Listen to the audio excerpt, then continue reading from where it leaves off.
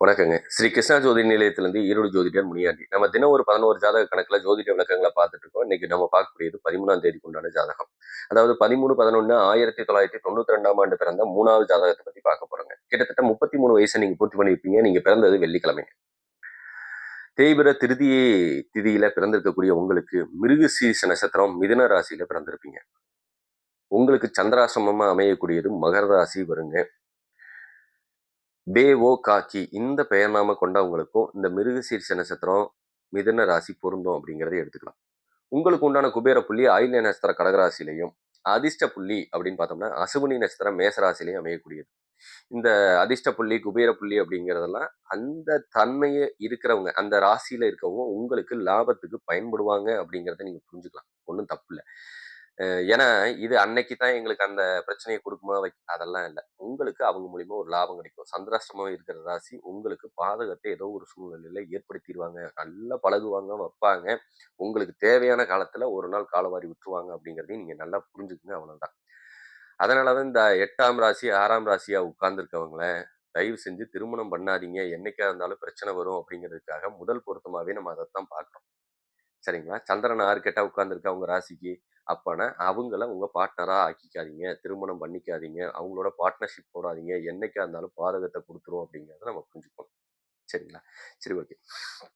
மிருகசீரிஷ நட்சத்திரத்துல பிறந்த உங்களுக்கு மிதுன ராசி என்ன மாரி தன்மைய கொடுக்கும் அப்படிங்கிறது முதல்ல வேணும். மிருகசீரிஷ நட்சத்திரம்னாவே என்ன அப்படின்னா, அது ஒரு புத்திர தோஷம், இல்லைன்னா புத்திர சோகம் உண்டாக்கக்கூடிய ராசியாத்தான் நம்ம பார்ப்போங்க. அது கம்பல்சரி. ஏன்னா என்ட்ட நெறைய ஜாதகம் இருக்கு. உதாரண ஜாதகம். ஒண்ணு குழந்தை வயித்திலேயே அபார்ஷன் ஆகக்கூடிய தன்மையோ, இல்ல பிறந்து கண் முன்னாடி இறக்க வேண்டிய சூழ்நிலையோ கண்டிப்பா அந்த நட்சத்திரம் குடுத்துரும். சரிங்களா? அதனால கொஞ்சம் குழந்தைகள், முதல் குழந்தைகள கொஞ்சம் கவனமா வச்சிருக்கிறது நல்லது. சரிங்களா? இன்னொன்னு அது ரெட்டத்தன்மைக்கு உண்டான ராசி. உங்களுக்கும் அந்த தோல் பிரச்சனைய குடுக்கக்கூடிய ஒரு ராசியாவும் அது இருக்கு அப்படிங்கிறத நம்ம புரிஞ்சுக்கலாம். நரம்பு பிரச்சனையும் உங்களுக்கு ஒரு சில பேத்துக்கு இருக்கும் அப்படிங்கிறது தான் அந்த கணக்குங்க. சரிங்களா? நீங்க இடத்துக்கு ஏத்த மாரி மாறிக்குவீங்க. கோவத்துக்கும், ரோசத்துக்கும் சொந்தக்காரங்க. கோவப்பட்டே அத சரி பண்ண பார்ப்பீங்க அப்படிங்கிறதையும் நம்ம எடுத்துக்கலாம். சரிங்களா? மிருகசீரிஷ நட்சத்திரத்துல பிறந்த உங்களுக்கு செவ்வாயோட சாரம் அப்படிங்கிறதுனால, அ இவர் செவ்வா தான் தசாபுத்தி எடுத்து ஒண்ணு நடத்துவார். அதுக்கப்புறம் பார்த்தீங்கன்னா, ராகு தசை ஒரு 18 வருஷமும், குரு தசை ஒரு 16 வருஷமும் இப்போதைக்கு நீங்க அனுபவிச்சுட்டு இருப்பீங்க அப்படிங்கிறத எடுத்துக்கலாம். இந்த குரு 16 வருஷம் நடக்கிறாரு அப்படின்னு சொன்னா, அ எந்த லக்கணம்லாம் பாதிக்கப்படுவாங்க அப்படின்னா, இப்போதைக்கு பாதிக்கப்படக்கூடிய லக்கணம் கடக லக்னமும், சிம்ம லக்னம். ரிஷப லக்னம், துலாம் லக்னம் இந்த 4 லக்கணத்துக்காரங்க முழுசா பாதிக்கப்படுவீங்க அப்படிங்கிறது எடுத்துக்கலாம். இவங்களுக்கு கடன் அதிகமா இருக்கும். நோய் நொடிய குடுக்கும். வேண்டாத வம்பு வழக்கு பிரச்சனையில போய் மாட்டுவீங்க. இதனால போலீஸ் ஸ்டேஷன், கோர்ட் போறதுக்கு சில பேர் ஜெயிலுக்கு வரைக்கும் இழுத்துட்டு போகக்கூடிய தன்மை வரைக்கும் உண்டு. ஊர விட்டு, தேசம் விட்டு வெளிய போகக்கூடிய அமைப்பு, சொந்த ஊர்ல இருக்க முடியாத அமைப்பு, பூர்வீகத்துல இருக்க முடியாத அமைப்பு இது ஏற்படுத்தும். வாடகை வீட்ல போய் வாழ வேண்டிய சூழ்நிலையை இது குடுக்கும். இதெல்லாம் அட்டமாதிபதியாவும், 6ஆம் அதிபதியாவும் செயல்படுறதுனால நமக்கு வரக்கூடிய பிரச்சனை அப்படிங்கிறது கூட நம்ம எடுத்துக்கலாம். சரிங்களா?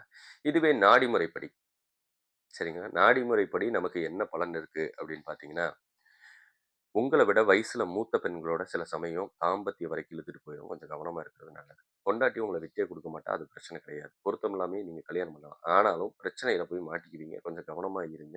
அது வேண்டாத பிரச்சனைகள அது ஏற்படுத்திரும். பிரம்மகத்தி தோஷம் இருக்கக்கூடிய அமைப்பு, அதுவும் பார்த்தீங்க அப்படின்னு சொன்னா, எவ்வளவு சம்பாரிச்சாலும் கையில வச்சிருக்கக்கூடிய அமைப்பு அது கெடுத்துரும் அப்படிங்கிறது தான். பசுமாடு வீட்ல வளர்த்துங்க. மகாபாரத கதைய முழு கதைய கேளுங்க. உங்களுக்கு பிரம்மகத்தி தோஷம் நீங்கும் அப்படிங்கிறதையும் சொல்லிக்கலாம்.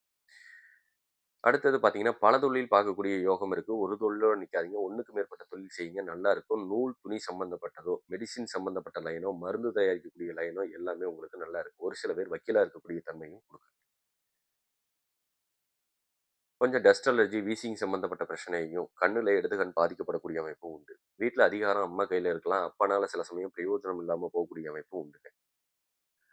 நல்ல புத்திசாலித்தனத்துக்கு சொந்தக்காரங்க. காதல்ல உங்களுக்கு தோல்வியா இருக்கும். அந்த சூழ்நிலையும். சில சமயம் படிப்பும் தடப்படக்கூடிய அமைப்புல போயிருவாங்க அப்படிங்கிறது தான்.